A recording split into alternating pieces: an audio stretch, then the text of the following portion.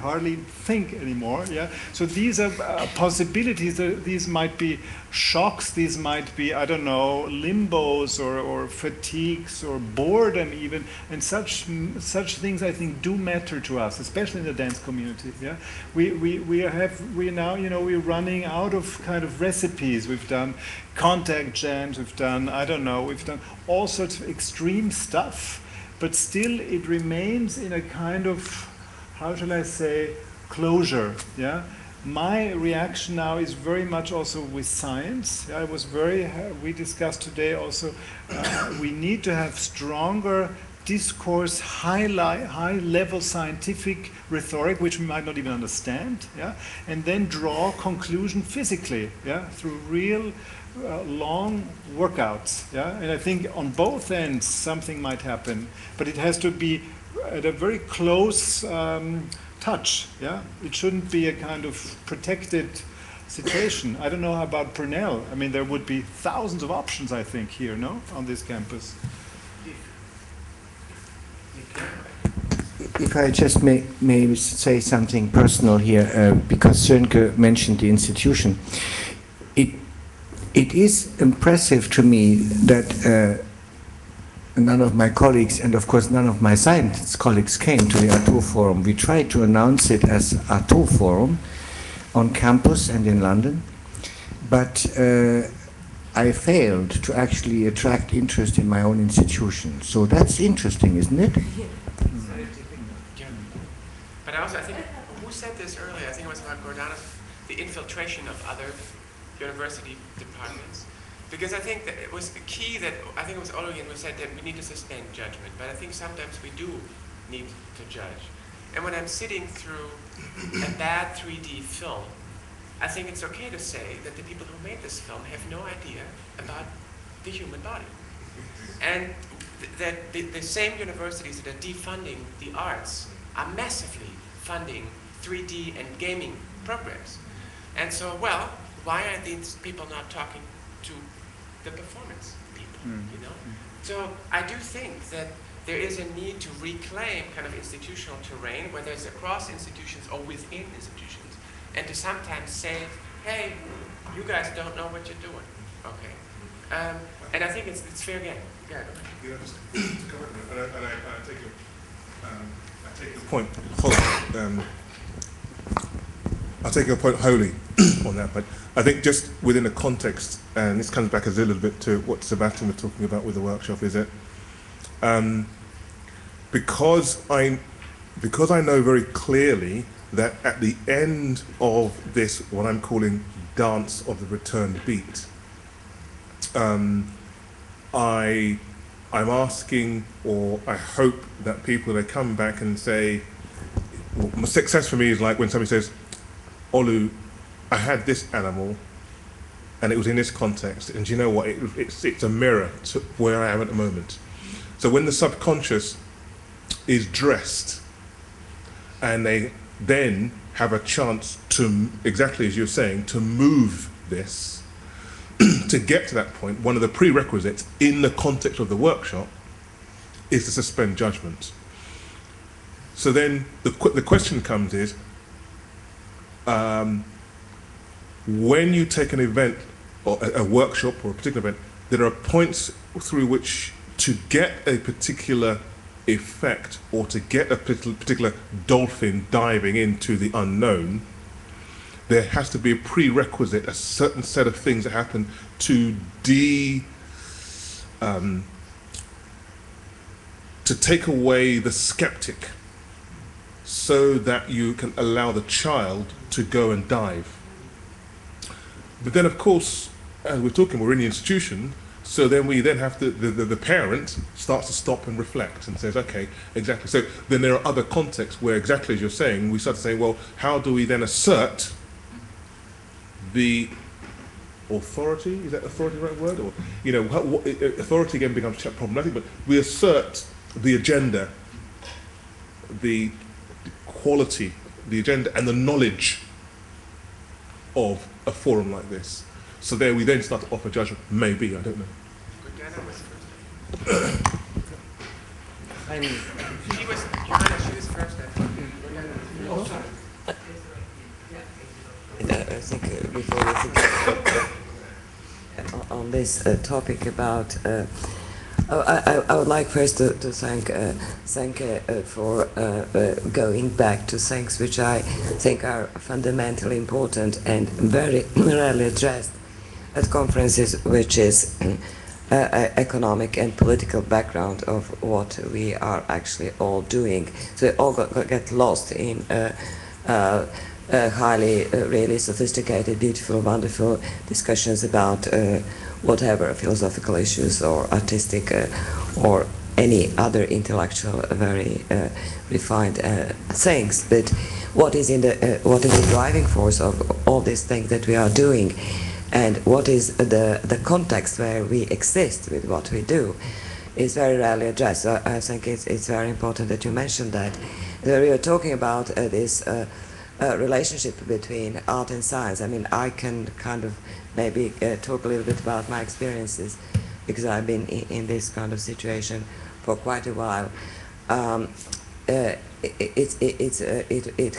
was bad, and it's getting worse with with the current situation. So to engage scientists, to take us seriously, and to listen to what we do is extremely difficult. I found that very, very difficult. It took me usually kind of years to cultivate relationships with a particular community, to learn their jargon, their language, because they're not interested in actually stepping out of their jargon. So if you want to communicate with them, you have to learn their jargon, and to present some kind of basic knowledge from their discipline in order to be privileged to listen to them, and maybe sometimes ask questions that they might answer. It's absolutely astonishing arrogancy, really, and I mean, you can't generate intellectual curiosity within the community that deliberately shuts itself down from intellectual curiosity. But one thing that we might kind of be cautious and learn from what you describe now as basically hijacking new media and expecting the new media to bail out, if you like, broken media industry. So that's what is happening. So we will be paid peanuts producing creative sort of material for the broken media industry, which is BBC and other manifestations of what media industry might be. So because we are obviously producing very valuable intellectual quality through, for instance, forums like this, how do we protect ourselves to be again exploited, hijacked, and actually trashed by what is economic kind of driving force for profit making at any cost? And I really like your concept for slowing down. Again, there is a nice connection with scientific experiments where they took scientists somewhere out of the city in the wilderness and disconnect them from different electronic devices, and how they went through the kind of typical crisis of addiction of proper addicts. So they were all scientists, neuroscientists who explained. You have to treat them with shiatsu. I did that, really. You have to push them. And really, you know. I believe so. It's the medical treatment of addiction. So anyway, I'll stop there. You and then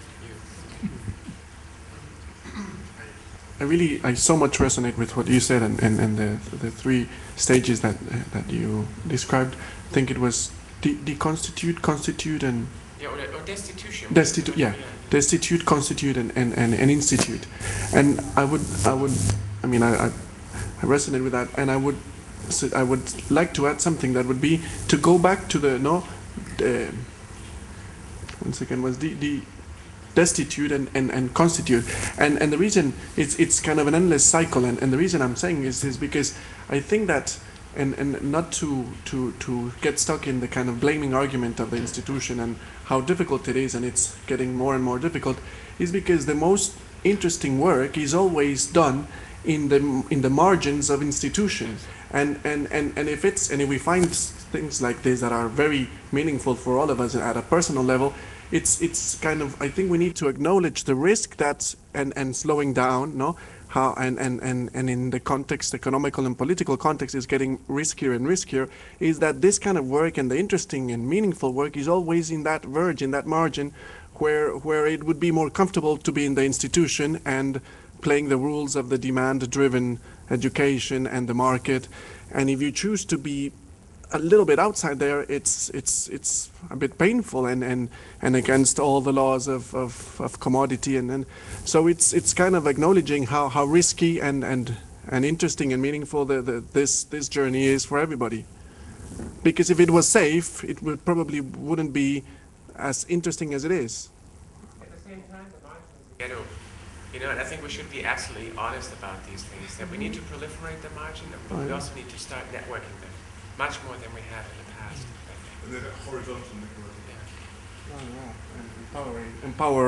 Yeah. Empower through horizontalness. And I'm very open to criticism to how to make a workshop, because I'm still learning how to do this in time, in a space. I think there is no master model. I think this is exactly what we're discussing here. That's why it's so helpful, no? Absolutely. And it's so, as well as being a starting place, I have to say it's been a very interesting conclusion, because I was a bit dissatisfied at the beginning, how very, very interesting, very exciting, don't get me wrong, but I'm really enjoying this moment, because things finally, maybe because facilitated through your workshop, I don't know, but things are slowing down a little bit. And also, there is a convergence of ideas. Not necessarily, there is a dialogue now that's happening, and it goes beyond the institutional aspect we were talking about before. And it's at the same time, I don't want to complicate things just for the sake of it, or for any blah blah blah, or sort of postmodernist question about complicating without necessarily making your point for sake.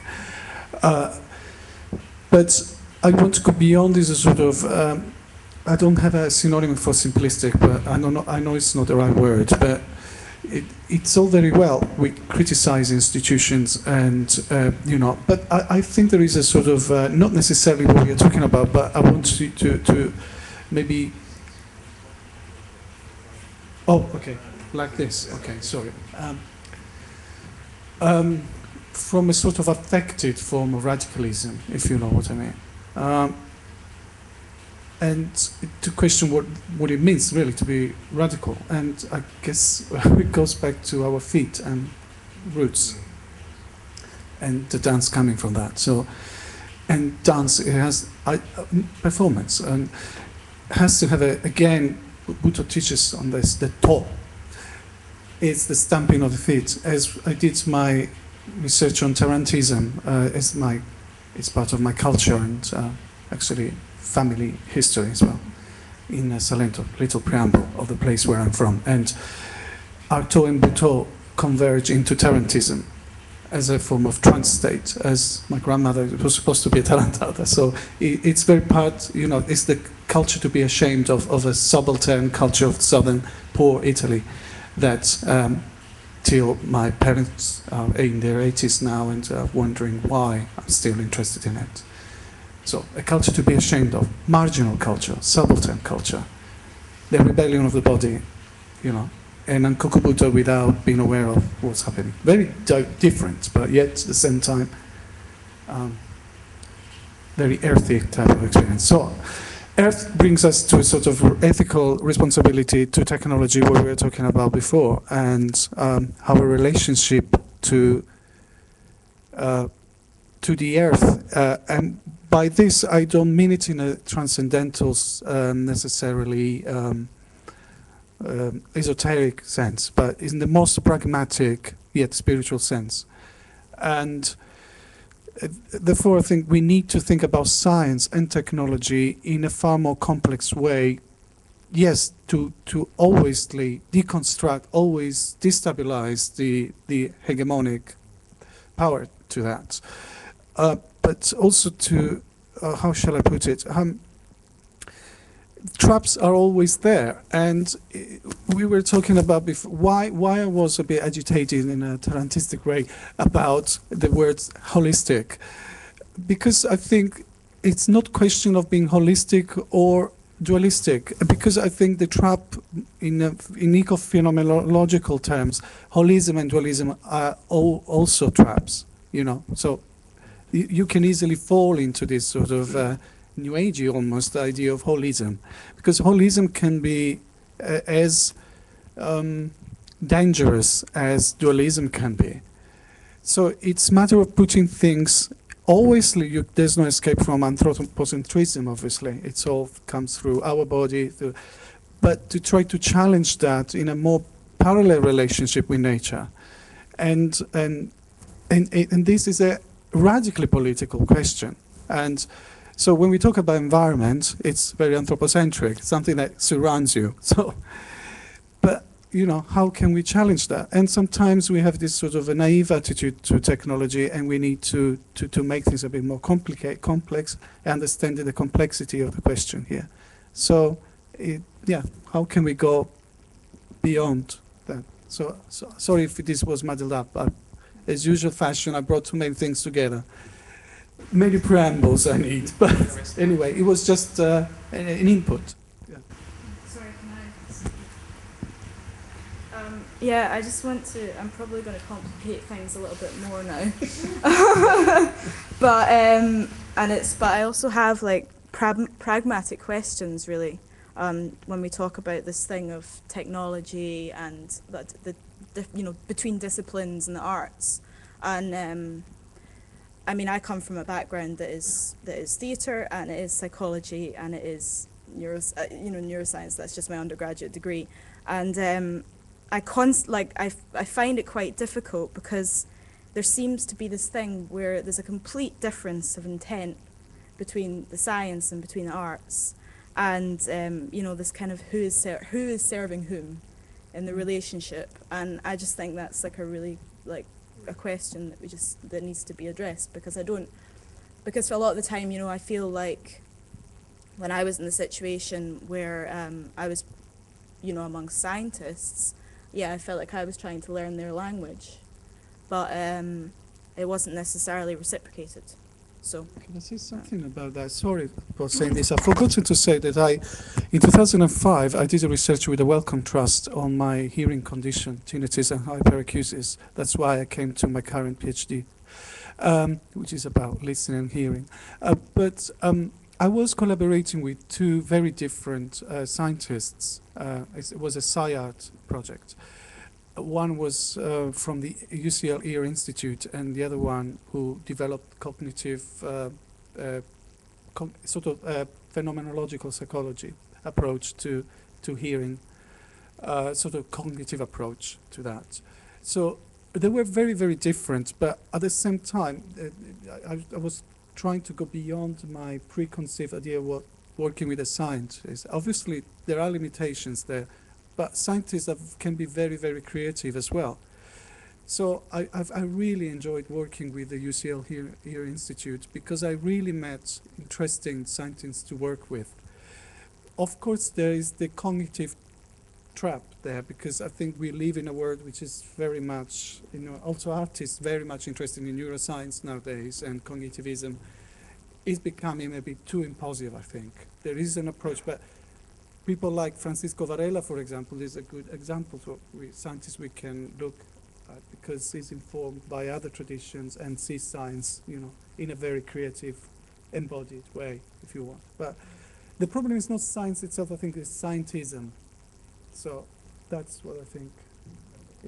What we saw this morning was pure science, yeah? Yes. This body walking from here to here was pure science in the best sense. So I think we also need to reclaim or re-challenge our frameworks, yeah? Yes. I'm no more satisfied to say I'm entertaining, I'm dancing, yeah? So it is also a scientific act to watch this fantastic body wear from A to B, and we should claim it as such, yeah? And then the neurologists come here and don't enjoy just a fantastic dance performance, but they really study, yeah? And such things, I think, there need to be possibilities that we do come to these definitions or to these kind of crossover situations, yeah? I don't know either to really bring them over, but yeah, you have to, I don't know.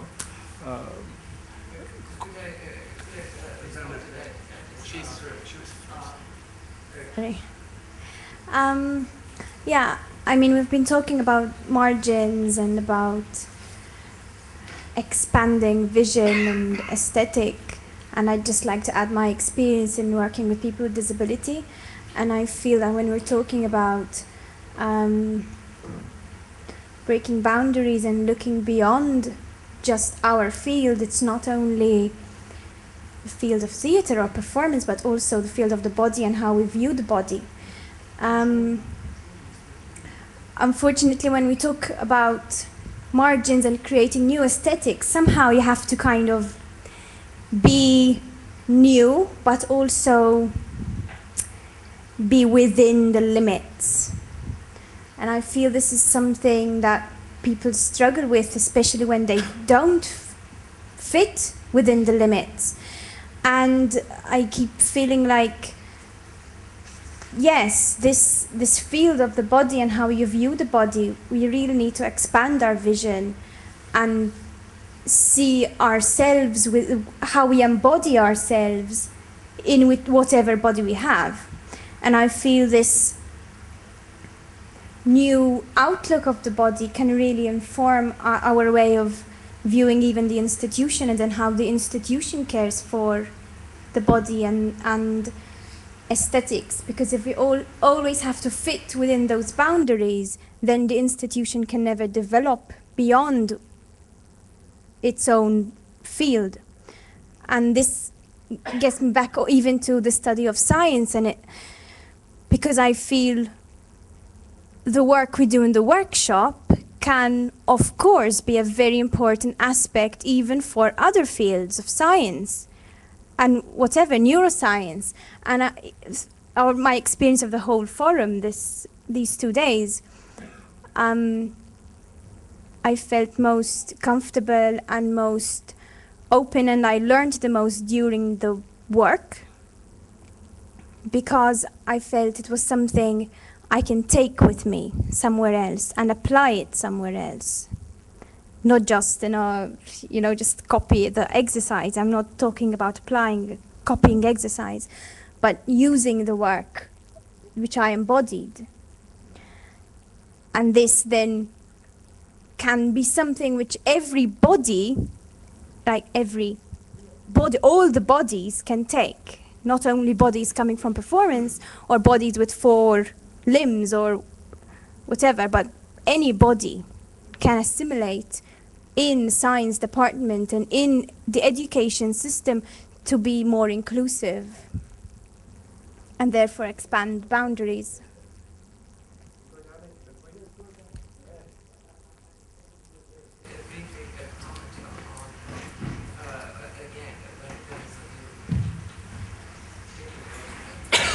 You both said, and we were talking about, is that yes, scientists would be probably interested. Is it on? Yeah. Interested to investigate and examine artists when they are performing or doing anything as another experiment.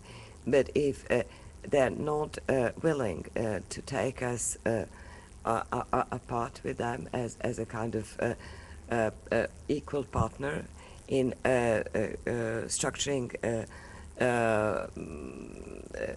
together methodology that will actually feed back. And it's again this kind of paradox of always art taking something out of science. It is not, I think it's not always the case. It is the other way around, because the science refuses to establish a partnership in their research with artists. So we can say, well, actually, it is them who are capitalizing on our work without putting it. Well, it is, but I'm just saying that it is. There is no simple answer to that question, but I really have problems with not taking the real partnership with, if you look at, for instance, neuroaesthetics, which is kind of the latest kind of mantra. I mean, they're all happy to examine different artistic disciplines, but they just, as you said, I don't want to entertain people. I don't want to be that kind of unconscious bee that is cross-pollinating and asking silly questions. You know, I mean, that's the kind of typical role which is changing, thankfully, but very, very slowly, and it's very difficult to change that. So whether there is, and again, I found that kind of difficult, that kind of straightforward feeding into one or the other discipline, because it's more complex interrelationship. And just to be frank, I mean, what is in there for scientists, because they depend on funding as well. They depend on publishing in particular journals, and if they can't get that kind of outcome, they just can't waste their time. I understand that as well. That's the reality. I think time-wise, we have, what, 10 minutes, 15 minutes? We're almost at the end, but you know. Yeah, so maybe we can open this up a little bit more, because now the science has become the big other, yeah, well, yeah.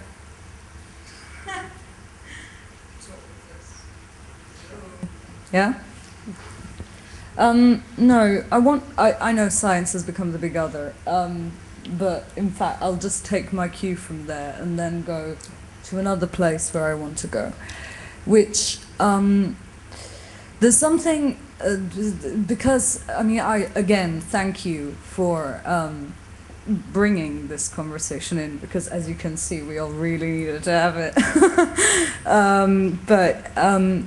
I think there's something about performance and its kind of necessity and core of interdisciplinarity, which makes things very difficult at times. And in terms of, to be honest, the fear of being interdisciplinary and always being in a ghetto, which is another thing that can happen. There is interdisciplinary, and then there is kind of quickly transdisciplinary, which kind of traverses without stopping anywhere.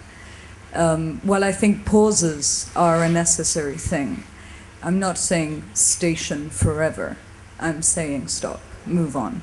And I think that's a really big problem in the dialogue between the arts and the sciences, that our interdisciplinarity can seem airy. And to be honest, sometimes it really is. So I think it would be, I mean, you know, we can't wear a halo all the time, and to be honest, there are times when our kind of dialogue with other disciplines isn't perhaps as much as a dialogue as we would hope it is. And then there's something else that I want to say, is that we don't have to become science in order to stop being entertaining. Like, we were never entertaining, like, as far as I'm concerned. I don't think the arts are entertainment. And so the fact that the kind of economy of exchange that we have to live in at the moment pushes us to kind of put together art and entertainment can happily be avoided, and we cannot think about ourselves that way, and at the same time not be science, because we are serious without being science. And so I think that's really important in the time of kind of snubbing logocentric research, snubbing something that doesn't have an immediate economic output, you know, finding yourself having to do, well, I mean, one famous example that I remember, kind of workshops on pantomime and then producing a set of DVDs, like, I don't know, just so you can make money, I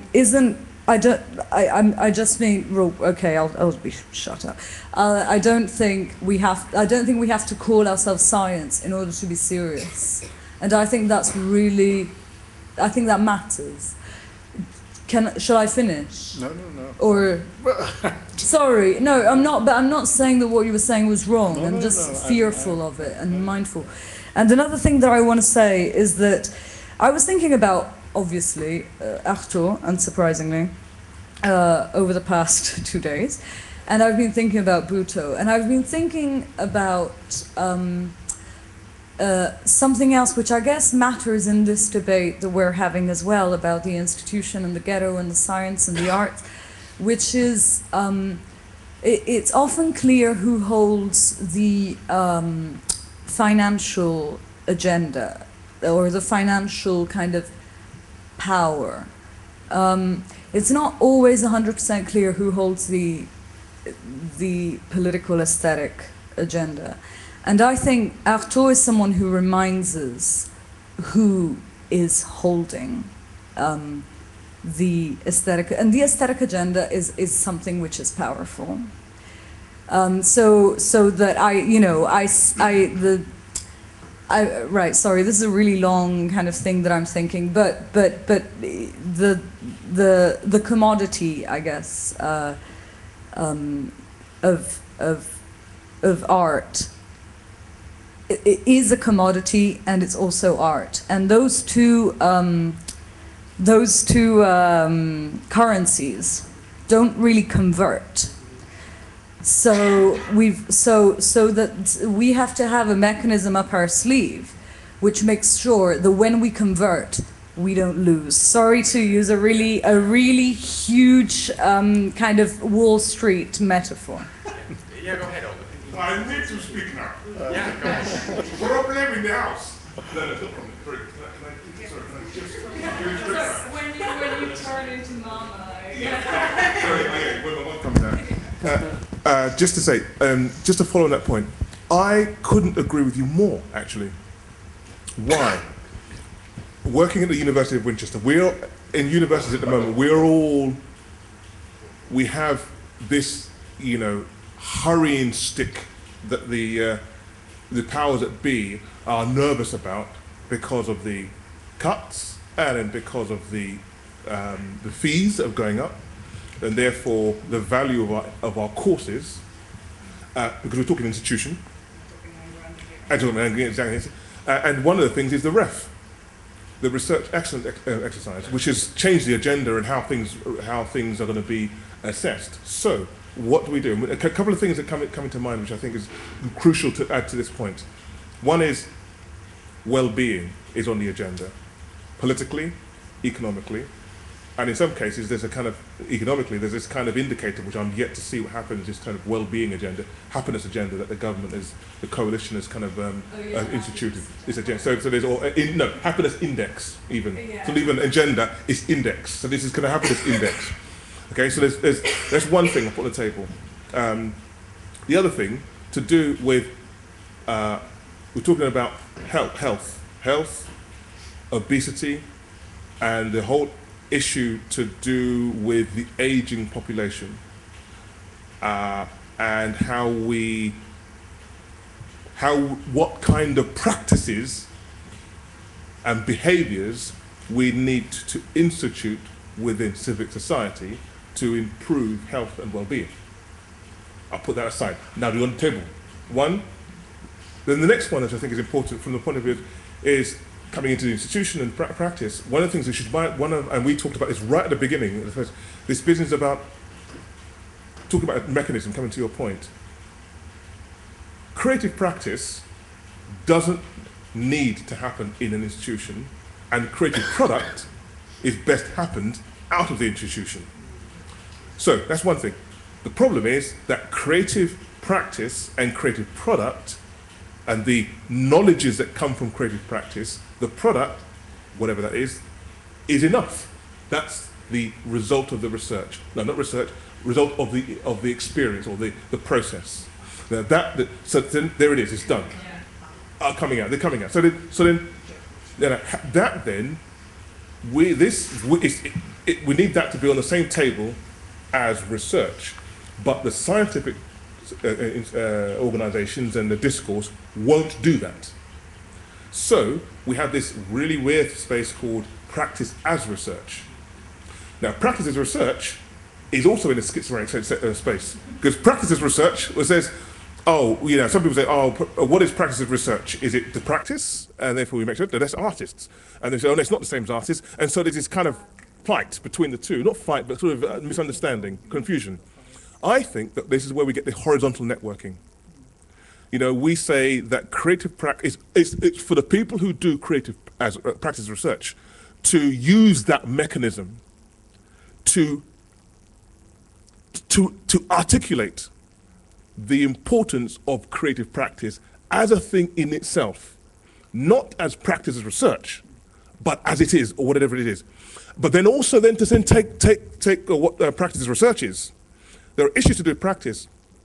What is practice but something that we use to change behavior? And all the things that are on the table in terms of what's going on in the agenda require, whether it's obesity, whether it's to do with change happiness index, whatever it is, change some kind of behavior. So the practices that we have as practice of research in the creative practices need to be mined by our type, if I put it in, you know, by our community, so that we can then not apologize or even say, look, let's use your language, but to articulate our language to then say, this is a solution. And this comes back to what you were saying earlier on about this.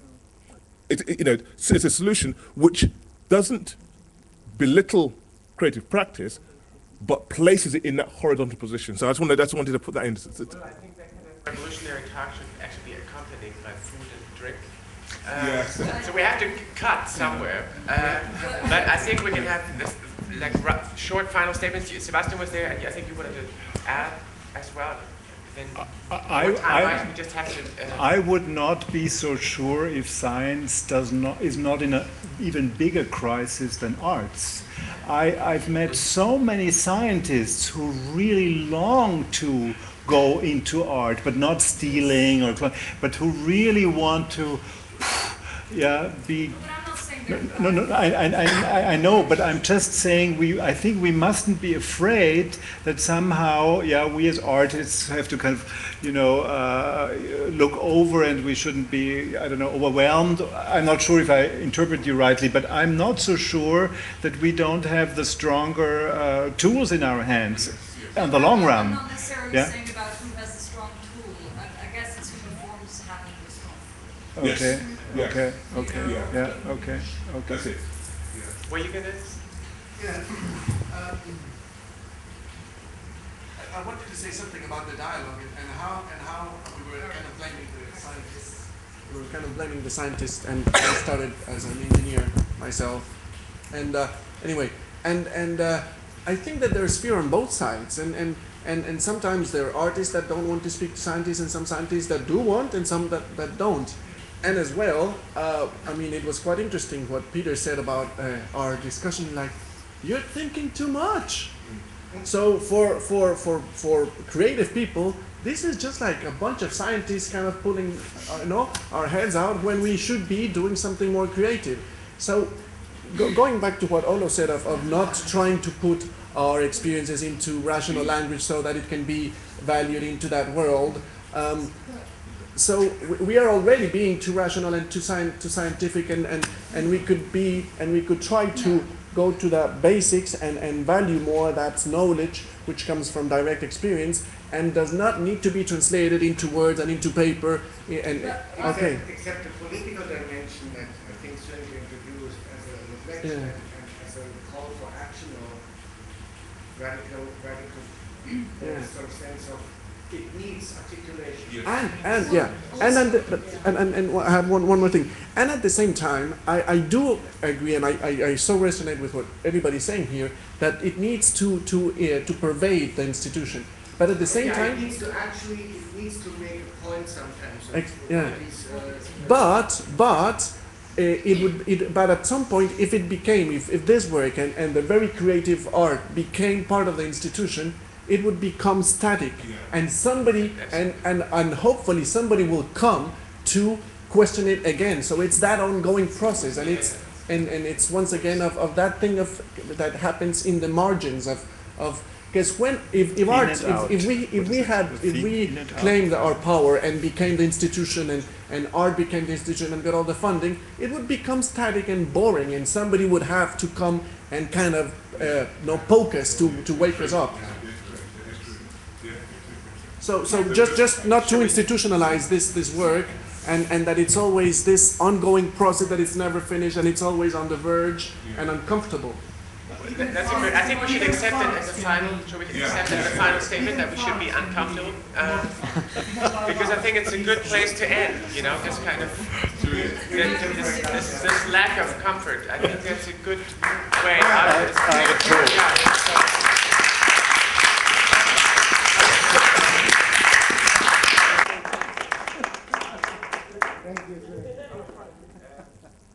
And thank the chair. The chair that really, really good. Took over. Took over. No, we're just gonna roll it because it's not about armchair radicalism, you know. It's about, do you want to cut a deal with the